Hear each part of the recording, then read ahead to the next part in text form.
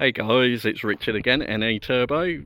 Promised I'd do a bit of a walk around for you of some of the fleet. So I'm going to start off with my baby Corrado. Don't let the private plate put you off. It's actually in 94M VR6. It's got quite an interesting story to it in that I bought the car as a pile of bits basically, and put it back together. The car was actually an automatic at the time I bought it. VW automatics of that era were notoriously, should we say, ropey. So with the help of my dad and my brother, we stripped out the auto box, managed to find the pedal box and controls for a manual along with the gearbox, and put it in. Sounds easier than it was. Did it in about 3 weekends, to be honest, so it's not that bad. So the car now is running on a 5-speed manual. It's had a few other differences. The paint, as you can see, is not that great. That's because, as I said in the intro, I decided one day to kiss the back of a Passat, and so I had to rebuild the car using other coloured parts and other coloured bits. So just going to continue a bit of a walk around on it. As I say, it's not perfect, but it's a daily, well, sort of the daily driver I use when I'm not in an SUV. And yes, I know everybody hates SUVs, but I actually love mine. But we'll come on to that because that's the other part later on. So I'll just whiz you around the back of the car now so you can see what you think. Okay, so going from the back of the car now, the only real mods I've actually made to it are the crystal lights at the rear, and the side repeaters you'll see a bit further down. I just think it makes it look a bit more modern. The wheels are actually third party as well, as the original ones that came with the car sort of got manked, and they were only 15-inch, so I decided just to go something that sort of kept in keeping with it but a bit further up, so I've gone to 16s now. Okay, so I thought I'd bring us inside the car, just have a bit of a look around the interior. It's typical VW 90s, meaning lots of black plastic and lots of it. Again, there's a couple of nice things around the car. The seats are in quite good condition, if you can see from my dodgy camera work.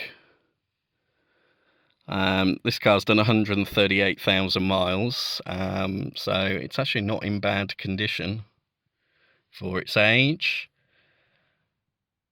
So just looking around there, you probably can't see because it's hiding behind the steering wheel very well, but they're the buttons that control the dealer fit air conditioning. So you've got a high and a low, and a norm and a max function. So you can twiddle between those, setting the fan to cold. As I say, it's not working at the moment because of the accident I had with the Passat. It smashed the rad for the AC, and it is impossible to get a new one. Even trying to get an original one recalled, which I found is extremely hard. So it's going to be a case of lots of emailing, seeing what I can do, because it did work briefly, and I do want to get it back up and running again and be ice cool, because that'd be great. The only really non-standard things in here I've done are the CD player, or should I say the USB player. I went to one of those because anybody that knows these cars knows the later dashers here in the centre are very brittle and break, so mine had broken through people putting in CD players which are too heavy for it. I then bought another one which had only a slight break in it, reinforced it with metal on the back, and then for one of these just USB players because it's a lot lighter and protects it.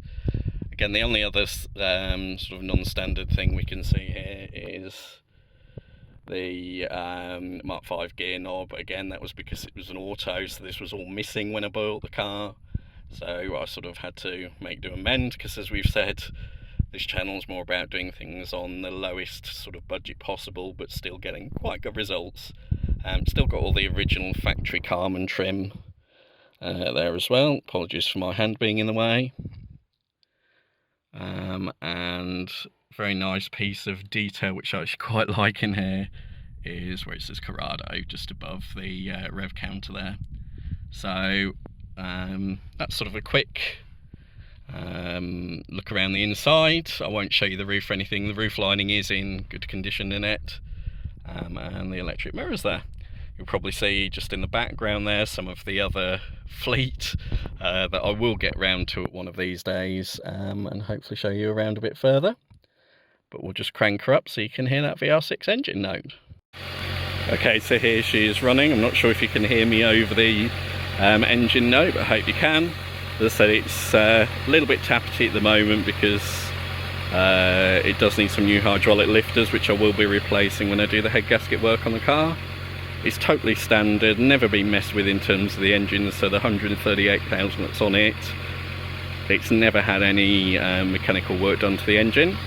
Just give her a little rev. You'll have to excuse my fingers in here because I'm doing this single-handedly.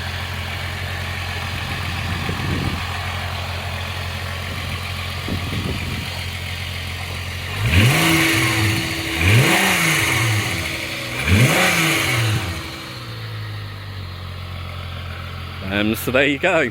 She does sound amazing, and that never fails to put a smile on my face.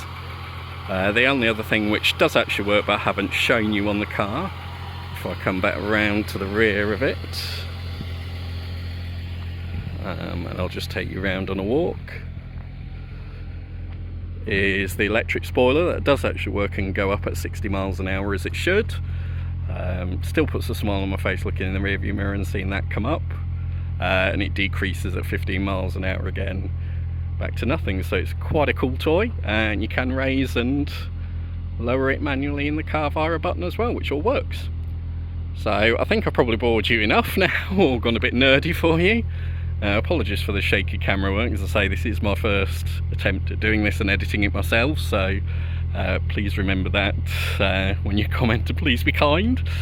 If you do like the channel and want to see a bit more of what I'm doing, please like and subscribe, and hopefully I'll see you soon. So I'll sign off now.